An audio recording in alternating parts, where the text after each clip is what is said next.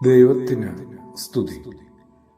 പ്രഭാതകിരണത്തിലേക്ക് സ്നേഹവന്ദനം. ഭാഗം 2027. ഇന്ന് ജൂലൈ മാസം 19-ാം തീയതി. ഈ ആണ്ടിലെ 200-ാമത്തെ ദിവസമാണ്. അതെ, 200 ദിവസം കഴിഞ്ഞു 2025 എത്തിയിട്ട്. സാധിക്കുമെങ്കിൽ ഒന്ന് തിരിഞ്ഞു നോക്കാവുന്നതാണ്. അത്ര എളുപ്പമൊന്നും സാധിക്കുന്ന കാര്യമല്ല. തിരിഞ്ഞു നോക്കിയാൽ നമുക്കിഷ്ടപ്പെട്ടത് മാത്രമാവും നമ്മൾ ചിലപ്പോൾ കാണാൻ ശ്രമിക്കുക, ആഗ്രഹിക്കുക. എല്ലാം ഒന്ന് കാണാനായിട്ട് ആരാണ് പരിശ്രമിക്കുന്നത്? ആർക്കാണ് സാധിക്കുന്നത്?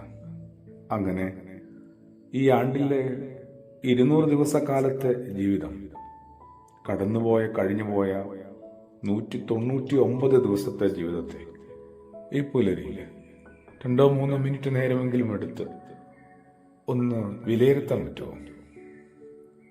ഒഴിവാക്കേണ്ടതായിരുന്നു പലതും. യാത്രകളായാലും, വാക്കുകളായാലും, വിചാരങ്ങളായാലും, ചെയ്തികളായാലും ഒഴിവാക്കേണ്ടതായിരുന്നു എന്ന് ഇപ്പോൾ കുറച്ചൊരു ദുഃഖത്തോടോ ഭാരത്തോടുകൂടി തോന്നുന്നത് മനസ്സിനകത്തൊന്ന് കുറിച്ചിടാൻ പറ്റുമോ? പുറത്താരും അറിയേണ്ട തൽക്കാലം. യേശുവിനെ നമ്മൾ ഈ ദിനം കുറച്ച് വ്യത്യസ്തമായിട്ടൊന്ന് കണ്ടെത്തിയാൽ, പരിചയപ്പെട്ടാൽ നല്ലതാണ്.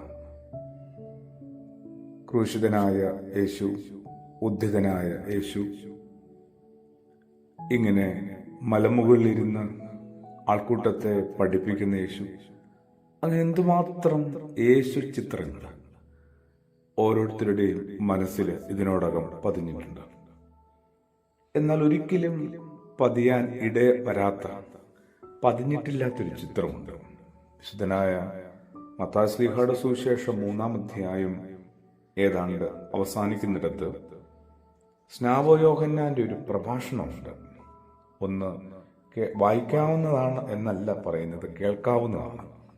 3-ാം അധ്യായത്തിന്റെ ആരംഭം മുതൽ സ്നാപക യോഹന്നാന്റെ ആ പ്രഭാഷണവും കേൾക്കണം കേട്ടോ. അതിനകത്ത് നമ്മൾ ഇതുവരെയും കണ്ടിട്ടില്ലാത്ത, പരിചയപ്പെട്ടിട്ടില്ലാത്ത, യാതൊരു വിധത്തിൽ നമുക്ക് പിടികിട്ടാത്തൊരു യേശുവിനെ കേൾക്കാനും കാണാനും അനുഭവിക്കാൻ പറ്റും. ഒരു വീശുമുറം കയ്യിലുള്ള ഒരു യേശു. യേശുവിന്റെ കയ്യിൽ അങ്ങനെ ഒരു ഉപകരണം ഉണ്ടെന്ന് സങ്കല്പിക്കാൻ പറ്റുമോ? അവന്റെ കൈവശം ഒരു വീശുമുറമുണ്ട്. അവൻ കളം വെടിപ്പാക്കി ഗോതമ്പ് അറപ്പുരയിൽ ശേഖരിക്കും, പതിര് കെടാത്ത തീയിൽ കത്തിച്ചു കളയുകയും ചെയ്യും. കാര്യങ്ങളെക്കുറിച്ച് ഒരുപാടൊന്നും വിശദീകരിക്കേണ്ട ആവശ്യമില്ല. അവന്റെ കയ്യിൽ ഒരു വീശുമുറമുണ്ട്. കാലം എന്നെങ്കിലും എന്നെയും അതിനകത്തേക്ക് എടുത്തിടും. അവിടെ വെളിപ്പെടും കതിരായിരുന്നോ പതിരായിരുന്നോ എന്ന്.